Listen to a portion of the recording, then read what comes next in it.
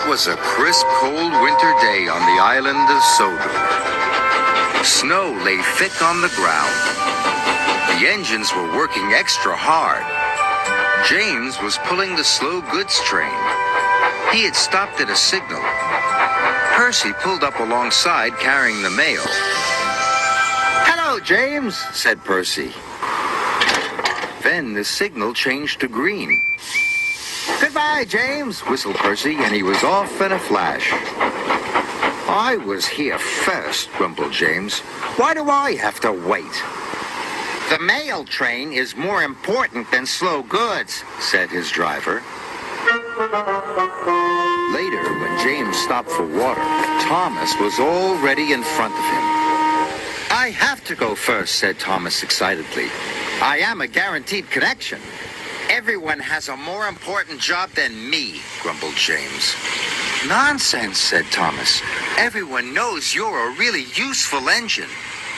But James wanted to be an important engine, too. Later that day, Sir Topham Hatt came to see James.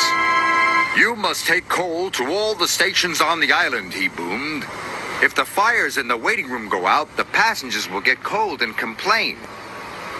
"It is a very important job," he added. "You can rely on me, sir," said James proudly. Sir Topham Hatt left. James was excited. "An important job," he said happily.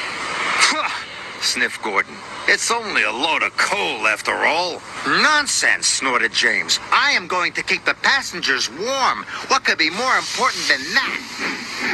And he wheeled over to the water tower.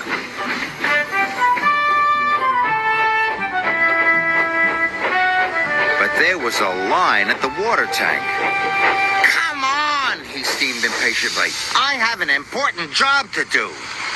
"Wait your turn, bossy boiler," said Thomas.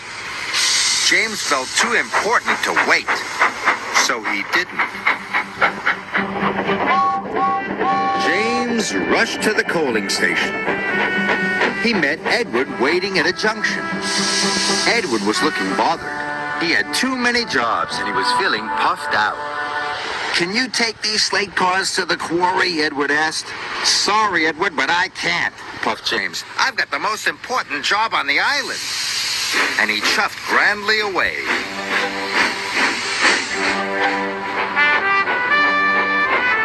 James arrived at the coaling station. He buffered up to the coal cars and was on his way.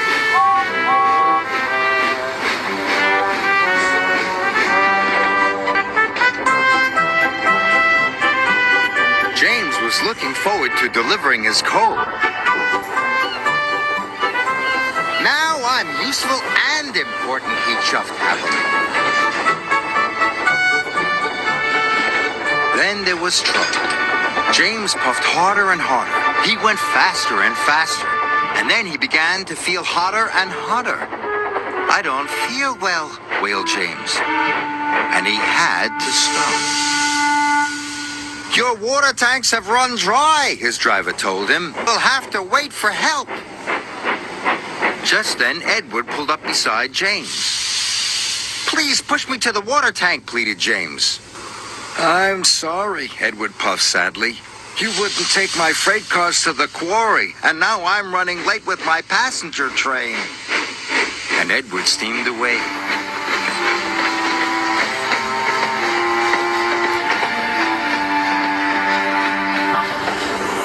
Edward stopped and told the signalman all about James. The signalman telephoned for help, and soon Salty was on his way. He pulled up alongside James. "Why didn't you fill up with water this morning, matey?" James told him about the line at the water tank. "I've heard you were too busy to help Edward, too," said Salty. "I was in a hurry," protested James. "Mine is the most important job on the island." "No job is more important than helping another engine," said Salty firmly. And deep down in his boiler, James knew Salty was right. Thanks to Salty, James's water tank was soon filled and he was well on his way. He knew he had to make up for lost time. Then James saw Diesel up ahead. He had broken down and looked unhappy. James wanted to tease him, but then he remembered what Salty had said. No job is more important than helping another engine, he said to himself. And even Diesel is an engine. Come on, Diesel. I'll push you back to the sheds.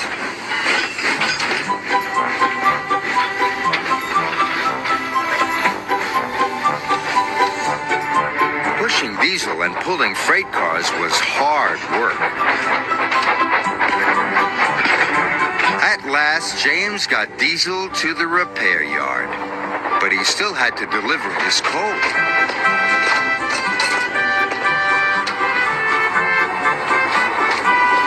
The wind blew, and it was getting colder by the minute. James steamed all over the island delivering coal to the station waiting rooms. Everyone was pleased to see James. Thanks to him, they were all kept toasty warm. The next morning, Sir Topham Hatt came to see James. He knew all about him running out of water and his not helping with Edward's trucks. I'm sorry, sir, said James. I put my own job first. But you did learn your lesson and you helped Diesel, Sir Topham Hatt boomed cheerfully. And you delivered your coal on time. You, James, are a really useful engine. James nearly burst with pride. Thank you, sir, he said. Being really useful was better than feeling important.